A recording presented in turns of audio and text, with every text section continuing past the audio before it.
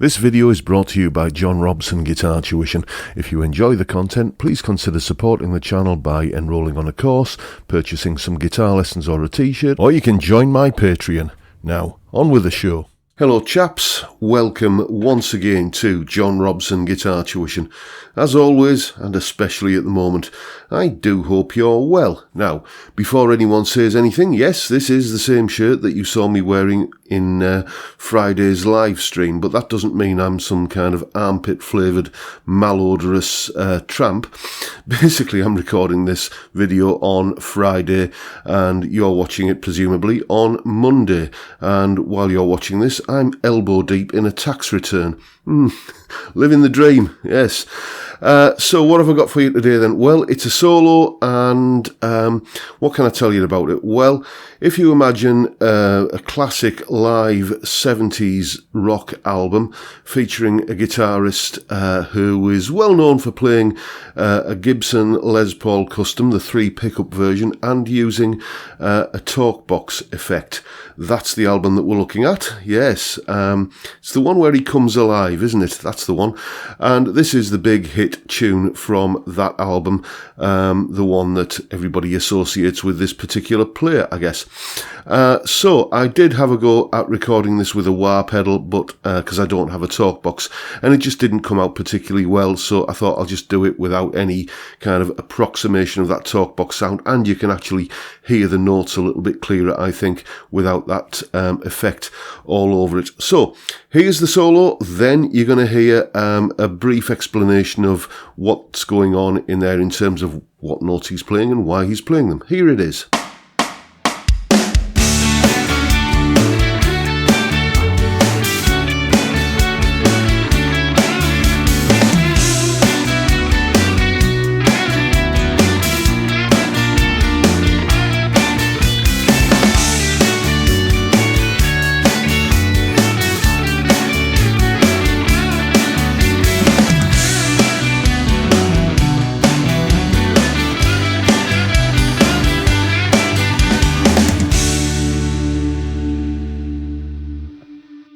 Okay, it's always a pretty good idea, I think, to take a look at any solo you're learning from the perspective of the chords you're playing it over. This tells you a lot more about what the notes are doing and what notes you can add into your usual little pentatonic blues scale boxes and why you can add them. Basically, if there's some notes in the chords that aren't in the scale, you can add them in. And that's what he does here. And there's one place in particular in the solo where you absolutely have to do that or else it'll sound wrong. So, what are the chords in this solo then? Well, you've got a D, D major 7th, B minor, then you see all 3 of those chords come from the key of D major, and what he does now is he kind of just takes a bit of a left turn and borrows a couple of chords from D minor, the B flat and the C. You quite often see B flat, C, D minor, or those 3 chords, you know, in various combinations. Sultans of Swing springs to mind, but what we've got here is B flat to C and then back to the D major. Okay, nice little kind of twist in the chord sequence there. After that, you got the D major 7th again, then the B minor. Then this time we don't bother with borrowing chords from parallel keys like D minor. We just go straight to a G chord, which is also in the key of D major. So those are the chords in the backing. So let's have a look now at what the lead guitar is doing. Well, no surprises really here. The chord sequence is largely centered around a D major chord, so we use D major pentatonic. Mainly in that pattern there, but occasional little forays into this pattern. And a little bit at the end of the solo where he kind of drops down into that pattern. And it's understanding the chords that you're playing over that, as I say, allows you to add notes into that pentatonic. And that's where we begin here. We start off with this lick. So we're adding this note in here. Here's the pentatonic shape at that point. Okay, and he's adding this note in. It's a C sharp. Okay, and it's there because it's in the D major 7th chord. Then we're adding this G note in here. Why is that there? Well, we've got a G chord in the chord sequence, and, you know, obviously the note of G is in key. Basically, that's just another note you can add into the pentatonic that's from the overall key. So there's that lick. Now, the next lick is pretty much all D major pentatonic, with the exception of the G note that it starts on. It goes like this.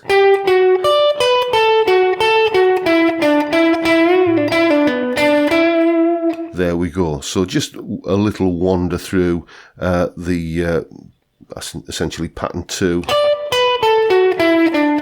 into pattern 1 with this little kind of bendy thing here. Nothing at all untoward there. And what we got next is, well, we do this little run. Let me find it. I'm looking at the tab at the moment. So we go, again, adding the G note in there, and then when we land on this E note here at that particular point, the B flat chord has arrived. So we've got to make allowances for that. If you stay on an E note over that B flat, or even worse, do this 2 fret bend that you would usually expect at that point in, you know, kind of that scale pattern there, it will sound horrible. I promise you. So what he does is he bends it up 1 fret, and we go that kind of thing.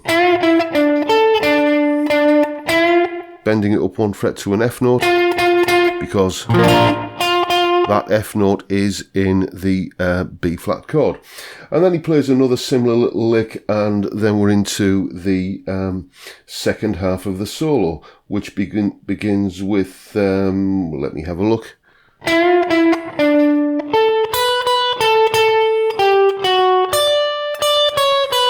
That kind of thing there. Again, we're getting the G note in, and the C sharp again there, and we kind of play around with that C sharp quite a bit in the next bar. We go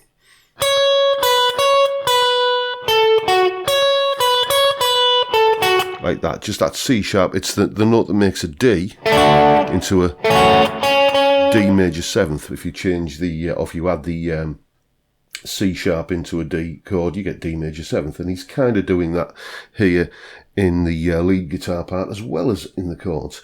After that, we've got just some more kind of noodling around in this sort of pattern here. It goes a bit like this.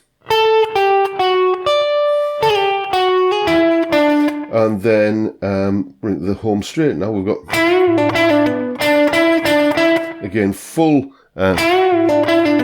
bend there, because we're not having to accommodate that B flat chord. And then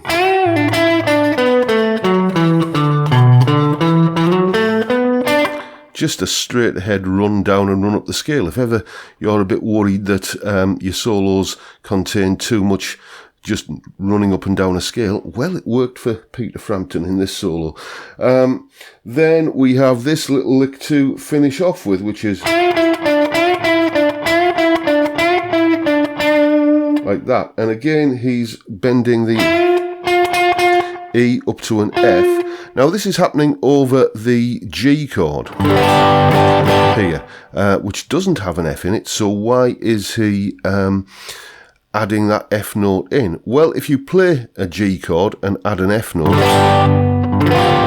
you get a G 7th chord, and this is just kind of making that G chord that he's playing over sound a bit bluesy, because, you know, if you add the F note into a G chord, it makes a G7, and G7 is a bluesy sounding chord. And then we finish off on that note there.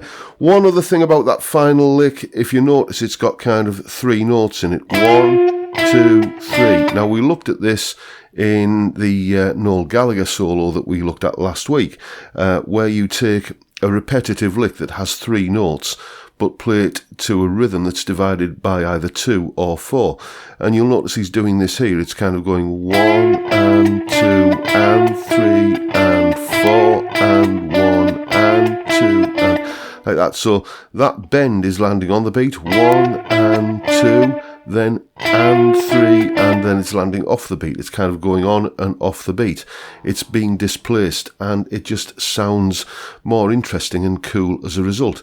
So basically, that's what's going on with this rather famous Peter Frampton solo. Mainly D major pentatonic, but a couple of accommodations made, usually by going to an F note in order to accommodate the B flat chord, and just to add a little bit of colour to a G chord to make it sound more G7-y and bluesy like that. And yeah, there you go. Lots of nice, accessible melodic licks here. Have a go at it. So there you go. That pretty much sums it all up, really. Lots of nice, accessible, easy and melodic licks in there to get your fingers around. There is, of course, a full tab and jam track for that solo up on my Patreon page. There's the address right there, link in the description. All of these tabs from these lessons, loads of other great stuff as well, for only $3 a month. What else can you buy for that at the moment?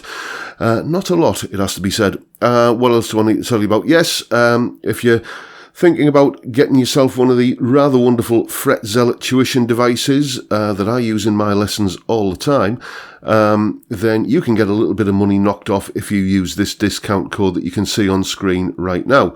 The link is in the description to make your purchase. Use that link, use this discount code, and you'll get one a little bit cheaper thanks to me. You're welcome.